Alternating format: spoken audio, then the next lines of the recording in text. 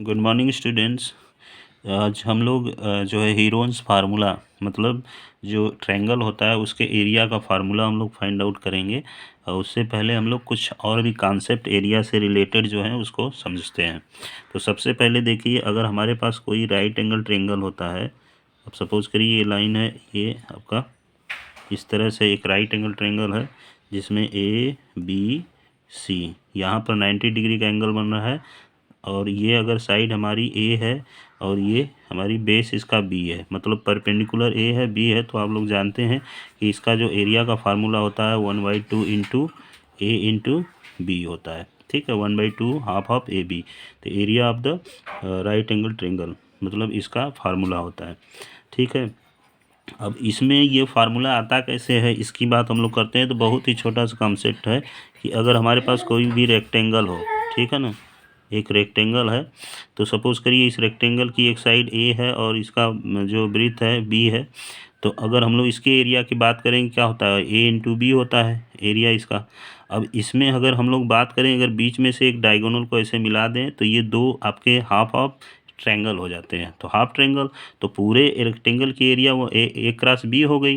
तो अगर भाई एक सिंगल इस ट्रायंगल की एरिया है या फिर इस ट्रायंगल की एरिया की बात करें तो इसका हम लोग क्या कर देंगे, हाफ कर देंगे। तो यही आपका फार्मूला हो जाता है 1/2 इंटू ए इंटू बी, नहीं, half of a into b. तो ये ट्रायंगल होता है, यही आपका राइट एंगल ट्रायंगल हो जाता है।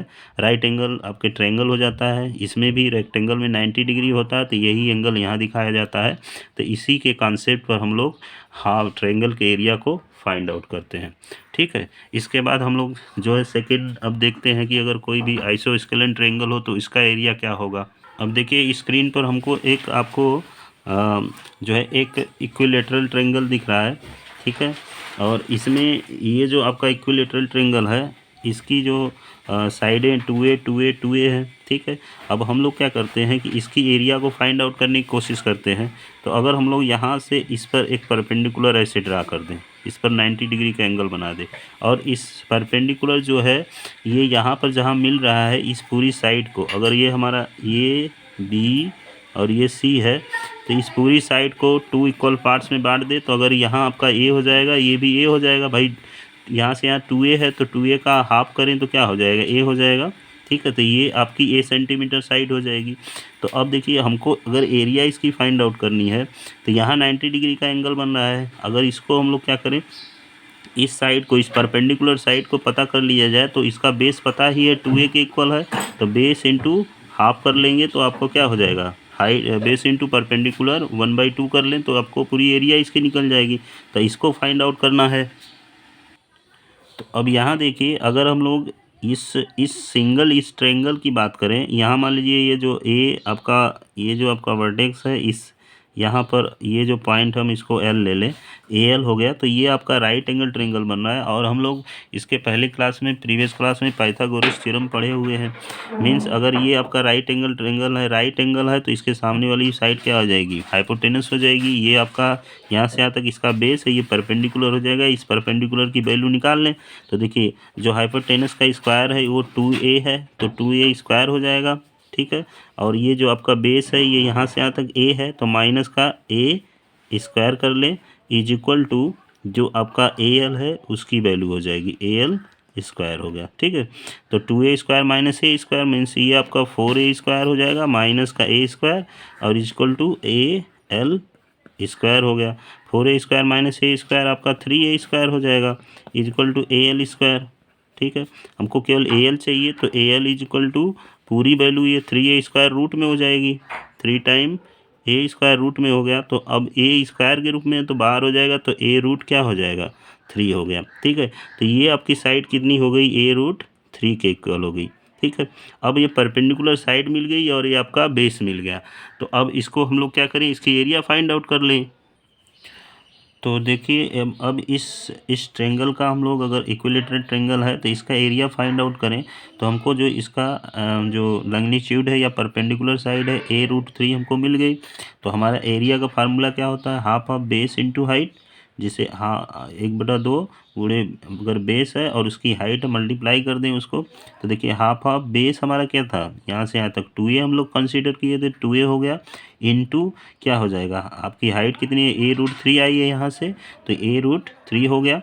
ठीक है, तो 2 से 2 हमारा कैंसिल हो गया, तो a इंटू ए क्या हो जाएगा, a² और ये √3 के इक्वल हो जाएगा। तो अगर मान लीजिए कोई भी इक्विलेटरल ट्रायंगल आपको दिया है तो उसकी एरिया अगर फाइंड आउट करनी तो इस कॉन्सेप्ट से आप उसको निकाल सकते हैं। ठीक है ना, ये ध्यान रखेंगे। जैसे मान लीजिए अगर ये हमारी साइड है, ये जो ए है सभी साइडें 10-10 सेंटीमीटर है, ये भी 10 है, ये भी 10 है, ये भी 10 है, तो अब अगर यहाँ से परपेंडिकुलर हम लोग ड्रा करें तो ये 5 सेंटीमीटर हो जाएगा। ठीक है ना, तो अब इससे हम लोग 5 सेंटीमीटर अगर हो गया तो ये हाइपोटेनस है, तो 10 का स्क्वायर कर लीजिए। ठीक है, 10 का स्क्वायर 100 हो गया और 5 का स्क्वायर क्या हो गया, 25 हो गया। तो यहाँ से आपको 75 मिल जाएगा। तो ये 75 क्या होगा, ये ए जो ए एल है वो ए एल का स्क्वायर है। ठीक है ना, तो ए एल 75 हो गया। अब इसका हम लोग रूट ले लें, अगर ए एल केवल कंसीडर करना है तो √75 हो जाएगा। तो ये आपका क्या हो जाएगा, 5√3 हो जाएगा। ठीक है, 5×5 = 25, 75, तो ये 5√3 हो गया। तो इसीलिए ये इसकी वैल्यू क्या हो जाएगी, जैसे a√3 है तो इसका मतलब इसकी वैल्यू होगी 5√3 के इक्वल। अब जब 5√3 हो गया तो यहाँ पर हम लोग यहाँ पर क्या रख लेंगे, 5√3 रख लेंगे। और जो आपकी ये साइड है 2a जो हमने कंसीडर किया वो 10 सेंटीमीटर हो जाएगा, तो यहाँ हो जाएगा 10। ठीक है, और ए 1/2 हो जाएगा, तो 2 5 जा 10 हो जाएगा और 5 5 जा 25। तो इसका मतलब कि पूरी एरिया 25√3 हो जाएगी। ठीक है, आई थिंक ये थोड़ा सा छोटा एग्जाम्पल लेके हमने आपको समझाया है, तो कि इसको समझ गए होंगे। उसके बाद हम लोग क्या करते हैं, अब एक स्केलेन ट्रायंगल की एरिया को फाइंड आउट करते हैं कि कैसे फाइंड आउट करते हैं उसको। ठीक है, अच्छा देखिए, स्केलेन एरिया को फाइंड आउट करने से पहले हम लोग आइसोस्केलेन ट्रायंगल का भी एरिया हम भूल गए थे, इसको भी फाइंड आउट कैसे किया जाता है, क्योंकि आपने इक्विलेटरल का भी देख लिया। इसके बाद आइसोस्केलेन ट्रायंगल मीन्स जिसमें 2 साइड इक्वल होती हैं, तीसरी आपकी डिफरेंट होती है। ठीक है, तो इसको देखिए, अगर हमारी ये साइड a सेंटीमीटर है, ये सेंटीमीटर है और ये आपकी 2a सेंटीमीटर है, तो ये देखिए 2 साइडें इक्वल हो गई और एक आपकी डिफरेंट होगी। अब इसकी एरिया कैसे फाइंड आउट की जाए, तो इसकी एरिया, क्योंकि एरिया का फार्मूला क्या होता है, अगर किसी भी ट्रायंगल की एरिया हो तो area equal to half of base into height होता है। तो देखिए इसमें बेस तो पता है, अब इसकी हमको हाइट पता चल जाए तो हमने क्या किया, ए से एल पर परपेंडिकुलर बाइसेक्टर ड्रा कर दिया, जैसे इसके पहले वाले फिगर में ड्रा किया था। तो ये ए एल इस पर 90 डिग्री का एंगल भी बना रहा है और 90 डिग्री का, और इसका बाइसेक्टर भी है। तो अब देखिए यहाँ से याद, अगर 2a है तो ये साइड आपकी a/2 हो जाएगी। अब हमको वापस अगर ए एल की वैल्यू पता चल जाए तो हम लोग इसकी भी एरिया फाइंड आउट कर सकते हैं। तो फिर से वापस पाइथागोरस थ्योरम अप्लाई किया जाए, ये 90 डिग्री का है तो ये हाइपोटेनस हो जाएगा, ये परपेंडिकुलर है ही, ये यहाँ से यहाँ तक बेस हो जाएगा। तो बाय द पाइथागोरस थ्योरम क्या हो जाएगा, by the help of Pythagoras theorem A L square, जो ए एल आपका होगा A L square is equal to जो ए बी स्क्वायर है और माइनस हम लोग बी एल स्क्वायर कर सकते हैं। ठीक है, तो A L square is equal to A B पूरी साइड ए है तो ए का स्क्वायर हो गया, और ये देखिए ये बी एल हमारा हाफ है, a/2 का होल स्क्वायर हो गया। तो L square is equal to A square, a/2 means a/2 का होल स्क्वायर है तो a²/4 हो जाएगा।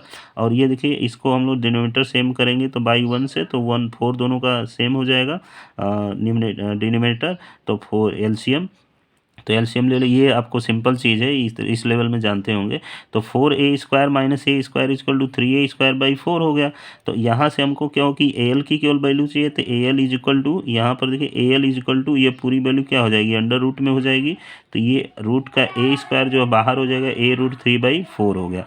तो यहाँ से अब हमको किसकी वैल्यू मिल गई, इसकी मिल गई a√3/4 परपेंडिकुलर मिल गया। तो देखिए 1/2 बेस इंटू हाइट होता है, तो 1/2 बेस हमारा पूरा 2a है और हाइट कितनी है, a√3/4 हो जाएगी। ठीक है, ये यहाँ पर पुट कर लेंगे तो यहाँ से आपको क्या हो जाएगा, 2 से 2 कैंसिल हो गया, a इंटू ए क्या हो जाएगा, a² हो जाएगा। तो a² √3 और अपॉन 4। तो ये देखिए किसी भी आइसोस्केलेन ट्रायंगल या जिसमें समद्विबाहुज त्रिभुज होता है, जिसमें 2 भुजाएं बराबर होती हैं, तो उसकी एरिया का फार्मूला क्या होता है, √3/4a² होता है। अब देखिए तो इसको आप लोग लर्न कर लेंगे, ये डिफरेंट टाइप के जो ट्रायंगल थे। अब हमारा बचा जो है स्केलेन ट्रायंगल। मतलब विषम बाहु त्रिभुज, तो उसकी एरिया हम लोग हीरोन्स फार्मूला अप्लाई करेंगे। अब समय नहीं है, इसलिए नेक्स्ट वीडियो में उसको अच्छे तरह से क्लियर करेंगे। Okay, thank you.